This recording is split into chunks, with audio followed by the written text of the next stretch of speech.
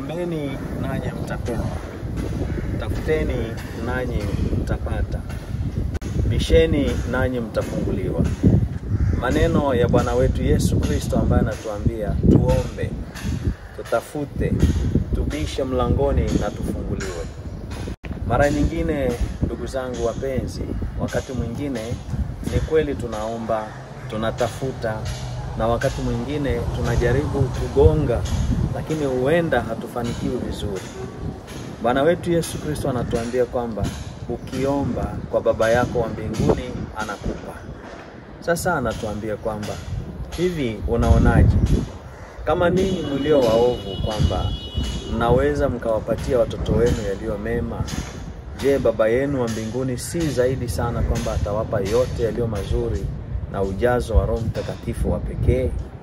Kwa sababu anasema hakuna mtu anayeweza kumuomba mwanae akaomba mkate alafu akapewa jiwe, akaomba samaki alafu akapewa nyoka.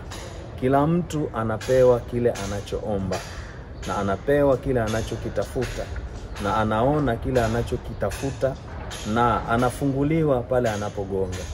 Ndugu zangu, hapa tunahimizwa kusali, kuomba, tena kwa bidii, bila kukoma. Angalia, Bwana wetu Yesu Kristo alikuwa anasali.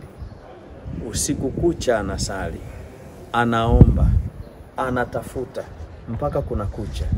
Alafu akafanya mambo makubwa mengi. Usiku yuko kwa Baba yake, anaomba usiku wote. Asubuhi anawahudumia watu.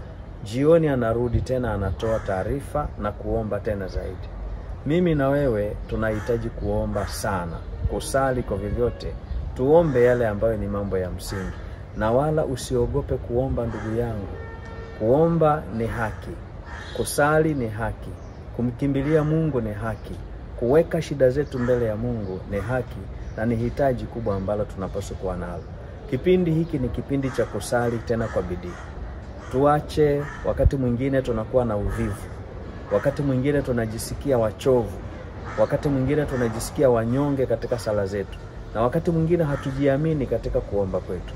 Ingekuwa vema jiamini juu ya sala zako. Jiamini juu ya maombi yako.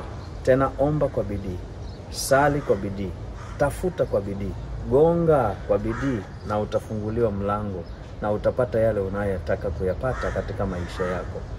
Tuamke kipindi hiki, tumuombe Mwenyezi Mungu atupe nguvu ya kusali kwa bidii zaidi, na kuomba kwa bidii zaidi, na kutafuta kwa bidii zaidi, na hasa zaidi kutafuta mapenzi ya Mungu na sio mapenzi yetu. Mapenzi ya Mungu. Kila wakati unaposali, kila wakati unapoomba, mwambie Mwenyezi Mungu, kwa kadiri ya mapenzi yako niyatimizwe, na mimi nami nitakutukuza sasa na hata milele. Ninakutakia wakati mzuri wa kuomba, nakutakia wakati mzuri wa kutafuta, nakutakia wakati mzuri wa kuendelea kugonga, na aombaye atapewa. Na ninakuombea maombi yako yakajibiwe, na hasa katika kipindi hiki. Mungu akubariki.